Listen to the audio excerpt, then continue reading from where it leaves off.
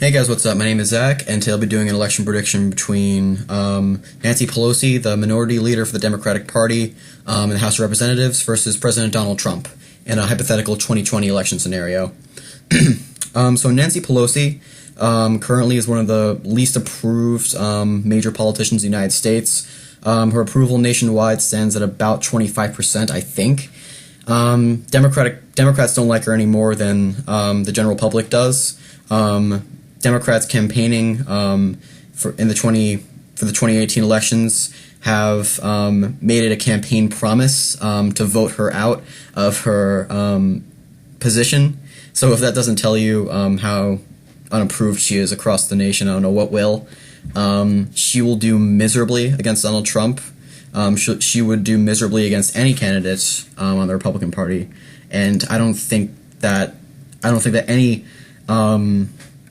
Democrats in their right mind would ever nominate someone like Nancy Pelosi.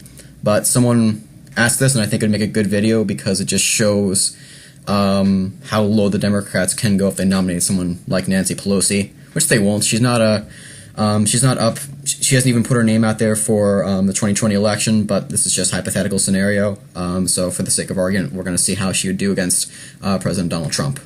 So the only state on the West Coast that'd be safe in her column, I think, would be California.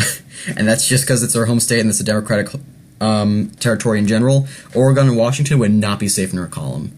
And I'll get to that. I'll get to that once I'm done calling everything else. Hawaii would be safe in her column. Arizona, in this case, would be safe in Trump's column. Utah would be safe in Trump's column. The usual states would be safe in Trump's column. Texas, obviously, would be safe in Trump's column. Nebraska's 2nd District would be safe in Trump's column in the case of Nancy Pelosi. The entire South, including Georgia and North Carolina, would be safe in Trump's column. Illinois would not be safe in Nancy Pelosi's column. That's typically a safe Democratic state, but in this case, it would not be safe for Nancy Pelosi. Maine's 2nd District would be safe for Trump, and the two other electoral votes in Maine would not be safe for Nancy Pelosi or for either candidate. New York, I think, would be safe for Pelosi just because. You know what? I might not even make New York safe for Nancy Pelosi. You know what? I will, just because it's a major Democratic state, and I think that Trump could narrow the margin to somewhere like 10%, and maybe even lower than that in New York State, which is dismal for a Democrat. But I don't think that he could win it, even if it's Nancy Pelosi. Vermont, I guess I consider safe for Nancy Pelosi. Massachusetts, I guess it'd be safe. Rhode Island and Connecticut would not be safe for Nancy Pelosi. New Jersey would not be safe for Nancy Pelosi. Delaware, I guess, would be safe for Nancy Pelosi. Same with Maryland and D.C. And yeah, these are the safe states. So now let's get into it. Washington, Oregon, I consider likely in Nancy Pelosi's column. I don't think it'd be any more than that. Connecticut, I'll come back to Connecticut. Rhode Island, I consider likely in her column as well.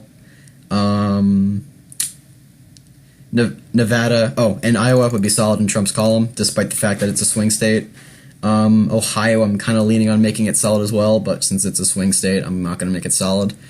Nevada, I consider likely in Trump's column. If not solid, Pelosi would do miserably here. She'd be destroyed. This whole election would be horrible for Pelosi in general, as you can already vividly see. And Illinois would be likely in Pelosi's column as well. New Mexico would be a lean in Trump's column. I think that he could take it from Pelosi. Colorado would be likely in his column. I think that he could do a lot better than Pelosi for obvious reasons. This is going to be a very short video, as you're already starting to see.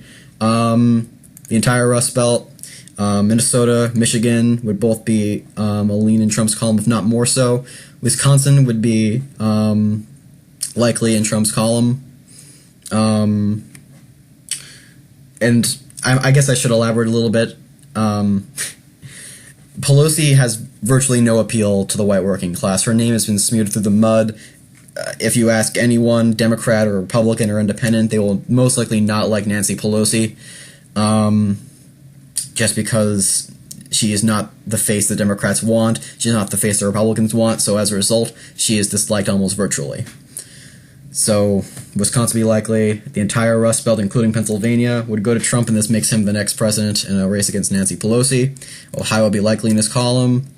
New Jersey I consider to be a lean in Pelosi's column. Connecticut I consider to be a lean in Trump's column. And this is just going by her approval in the Northeast especially. She does miserably in the Northeast in polls. So Connecticut going to Trump is a call that would make sense. New Hampshire I think I'd consider to be likely in Trump's column. Maine's 2 electoral votes would be likely in his column. The first would be a lean in Trump's column.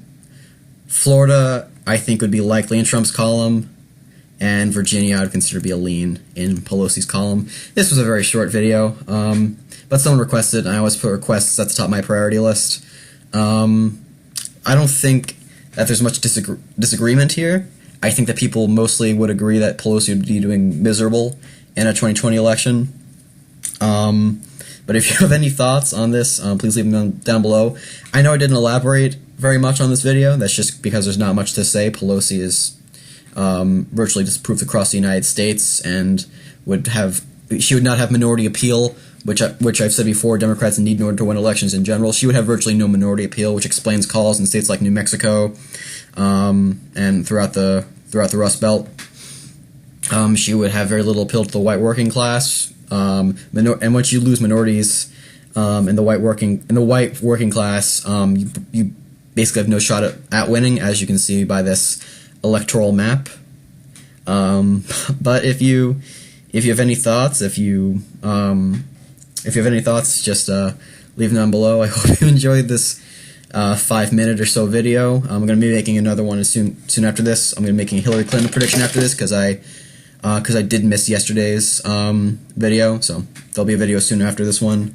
Thanks for watching. See ya.